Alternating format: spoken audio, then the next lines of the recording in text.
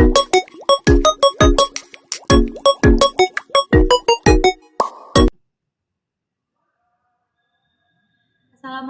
warahmatullahi wabarakatuh.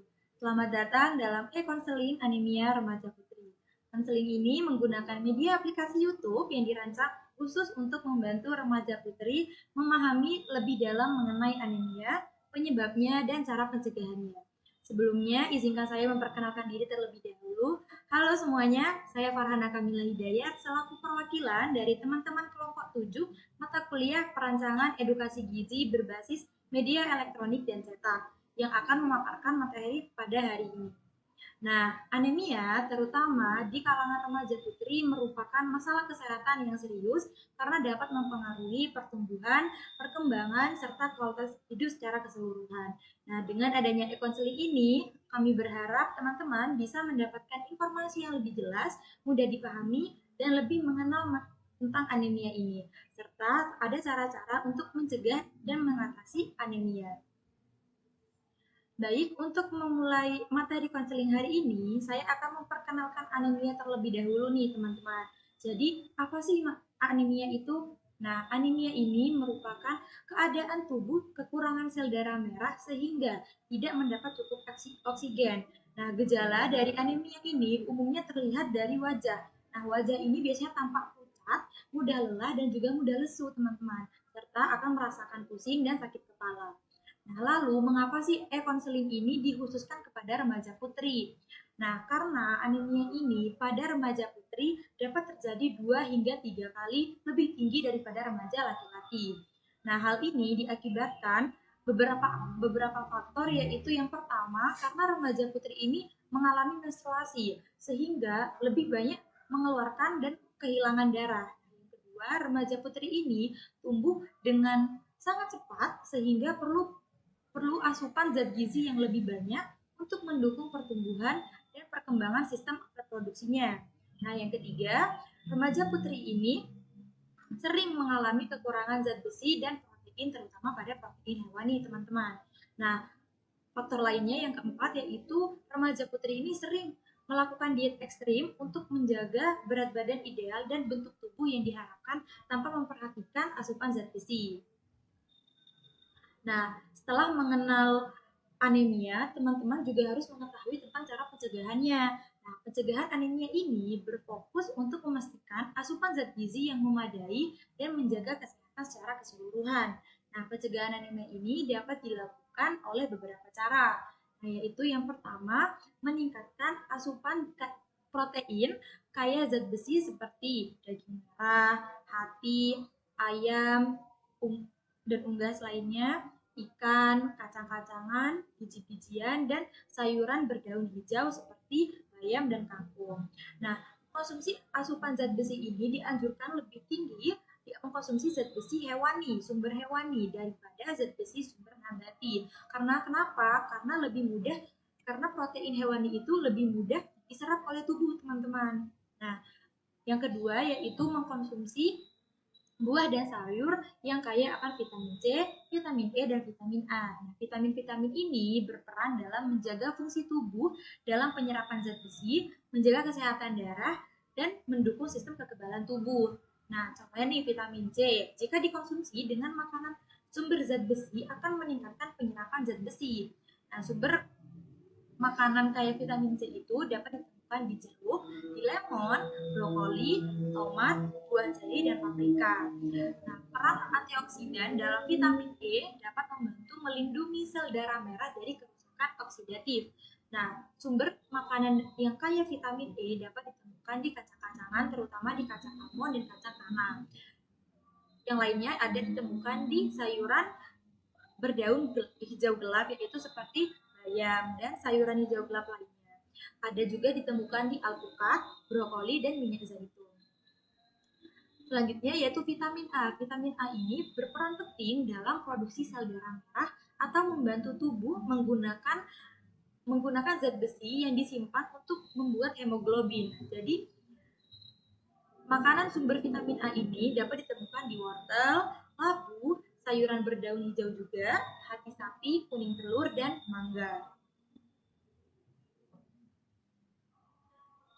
Oke, baik selain dari asupan makan, cara lain ini juga bisa membantu mencegah anemia, teman-teman. Jadi yang pertama itu ada mengkonsumsi tablet tambah darah. Nah, kita harus mengkonsumsinya secara rutin dan teratur, yaitu satu tablet setiap minggunya. Nah, yang kedua ada melakukan aktivitas fisik ringan seperti berolahraga, seperti jogging, lompat tali, terus melakukan aerobik di rumah itu juga bisa, dan juga melakukan pekerjaan rumah yang ringan. Nah, selain itu juga dapat dicegah oleh mencuci tangan dengan sabun sebelum makan dan setelah makan. Dan yang terakhir juga bisa dicegah oleh minum air putih 8 gelas setiap hari atau 2 liter. Nah, selain dari asupan makanan tadi, ada cara lainnya yang dapat mencegah anemia nih teman-teman, yaitu dengan cara mengkonsumsi tablet tambah darah atau yang sering kita sebut adalah TTD dengan rutin dan teratur. Nah, mengkonsumsi TTD ini atau tablet tambah darah ini dapat dilakukan dengan cara-cara berikut nih teman-teman. Yang pertama, ada memastikan kita makan makanan yang bergizi seimbang dulu sebelum meminum tablet tambah darah ini. Nah, tablet tambah darah ini dapat dikonsumsi bersama dengan air putih. Nah, setelah mengkonsumsi tablet tambah darah ini, dapat mengkonsumsi jeruk atau jus yang kaya vitamin C seperti pepaya juga. Nah, kenapa? Karena dapat membantu penyerapan tablet tambah darah tadi yang lebih efektif. Nah, namun ada beberapa hal yang juga perlu diperhatikan nih teman-teman dalam mengkonsumsi TTD tadi. Nah, yang pertama yaitu jangan minum tablet tambah darah dengan kondisi perut kosong. Kenapa? Agar tidak menimbulkan asam mual karena perutnya sedang kosong dan tidak terisi apapun. Nah, yang kedua, jangan mengkonsumsi dan usahakan jangan mengkonsumsi tablet tambah darah yang bersamaan dengan teh, kopi, dan susu. Karena apa? Karena akan menghambat penyerapan zat besi dari kandungan kafeinnya. Nah, namun nih ternyata teman-teman, untuk beberapa orang, tablet tambah darah memang menimbulkan efek samping. Nah, berikut ini adalah cara mengatasi efek samping dari mengkonsumsi tablet tambah darah tadi.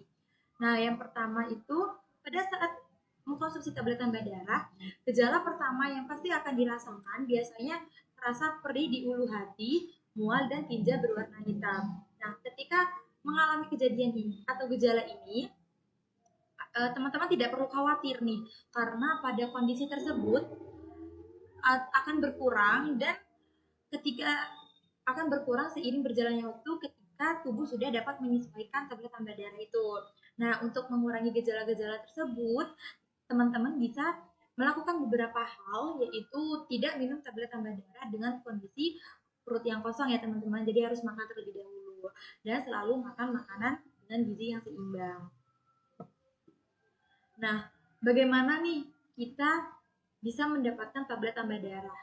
Cara mendapatkan tablet tambah darah itu nggak sulit kok teman-teman, bisa didapatkan di sekolah. Nah, terutama di sekolah kita bisa mendapatkan tablet tambah darah itu diberikan di sekolah beberapa bulan sekali juga dan dapat dikonsumsi teman-teman dalam 1 minggu sekali saja.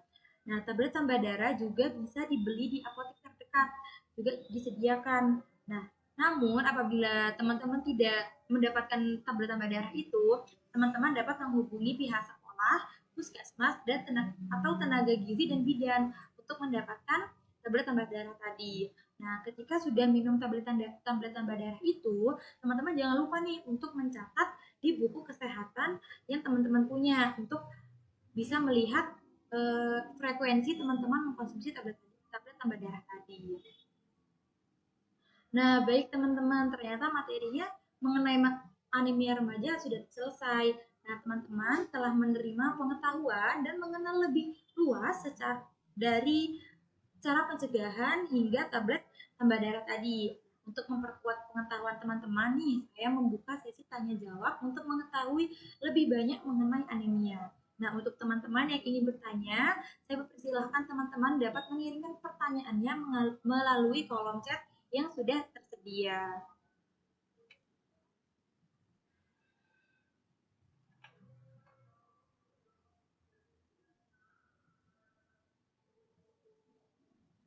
Oke, Kak Rizka Malinda ini cepat sekali ya menyerap materi hari ini. Ini sudah ada pertanyaan dari Kak Rizka Malinda. Halo Kak, izin bertanya. Halo, apakah ada risiko anemia pada orang yang sedang diet untuk menurunkan berat badan?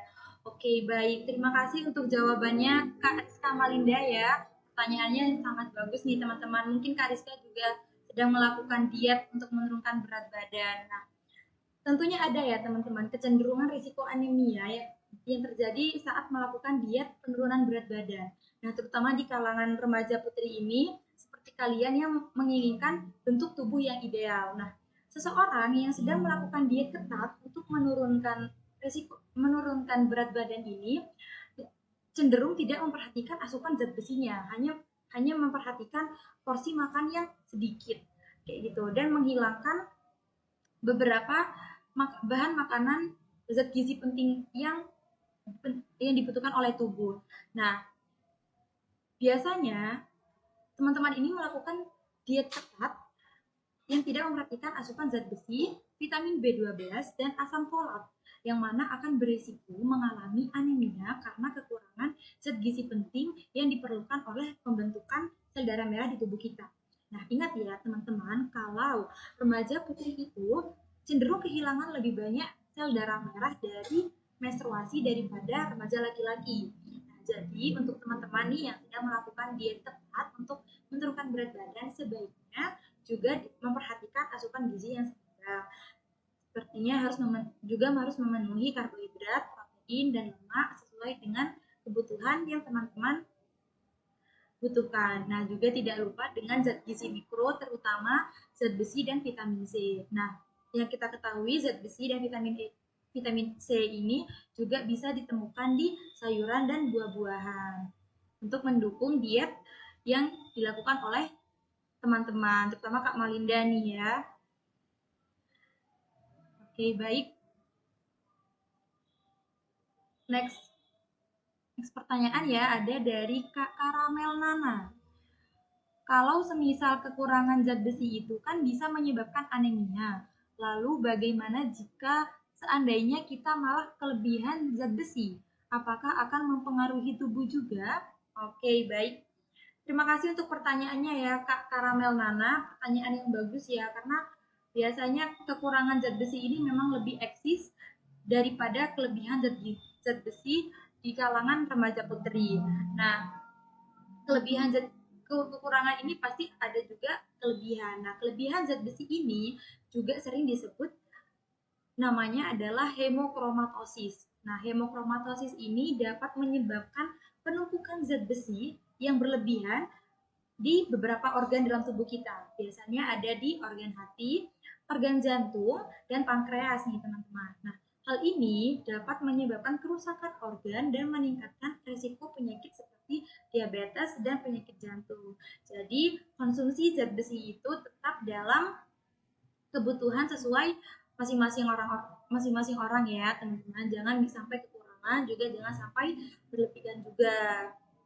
Jadi harus menerapkan asupan zat gizi yang seimbang, baik itu zat gizi makro dan juga zat gizi mikro. Oke, kita next question ya.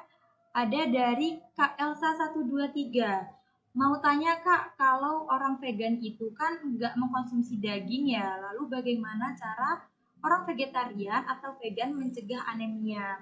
Oke, baik, ini pertanyaan yang sangat bagus sekali ya teman-teman, karena tidak semua orang bisa mengkonsumsi protein hewani terutamanya. Jadi biasanya umumnya vegetarian ini juga diterapkan oleh teman-teman yang sedang melakukan diet penurunan berat badan juga. Nah, vegetarian ini cenderung memang mengkonsumsi lebih banyak protein nabati, juga sayuran dan buah-buahan dari tumbuhan, dan sedikit mengkonsumsi protein hewani. Nah, jadi bagaimana nih kalau orang vegetarian mencegah anemia? Oke, baik. Vegetarian ini bisa mencegah anemia dengan memastikan asupan zat gizi yang cukup dari sumber nabati dan yang kaya zat besi seperti bisa kita temukan di kacang-kacangan, di lentil, juga kalau di sayuran itu ada di bayam. Juga biasanya kita mengkonsumsi tahu. Nah, jadi orang-orang vegetarian ini dapat mengkonsumsi makanan yang diperkaya dengan zat besi dan vitamin B12. Nah, dengan cara mengkombinasikan zat besi non-heme tadi. Non-heme itu adalah zat besi nabati. Jadi, kita mengkonsumsi tahu dan tempe secara bersamaan, atau kita mengkonsumsi memodifikasi menu yang mengkombinasikan zat zat protein nabati tadi. Nah, selain itu, selain dari protein hewani, juga dapat mengkonsumsi vitamin C untuk meningkatkan penyerapan zat besinya tadi, yaitu dengan cara mengkonsumsi jeruk, ya, pepaya dan lain-lain. Juga bisa ditemukan di bayam dan kung yang sayuran berwarna hijau gelap. Oke, baik teman-teman, sepertinya sudah tidak ada jawaban yang masuk lagi ya. Mungkin pertanyaannya dan sesi tanya jawab saya bisa akhiri di sini. Oke, baik, sesi tanya jawab telah berakhir. Dengan demikian, pertemuan dari e-counseling ini hari ini mengenai anemia remaja putri juga telah selesai dilaksanakan. Nah, saya mengucapkan terima kasih kepada teman-teman yang sudah memberikan kesempatan dan datang hadir mengikuti e-counseling anemia remaja putri. Saya berharap informasi yang bisa diberikan dapat membantu teman-teman dalam memahami kondisi anemia dan cara mencegahnya. Jika teman-teman masih memiliki pertanyaan atau memerlukan informasi lebih lanjut, jangan ragu untuk menghubungi kami kelompok 7. Nah, saya Farhana Kamila Hidayah selaku perwakilan dari teman-teman kelompok 7 mengucapkan terima kasih dan mohon maaf apabila ada kesalahan kata dan tindakan yang kurang berkenan dan tidak disengaja.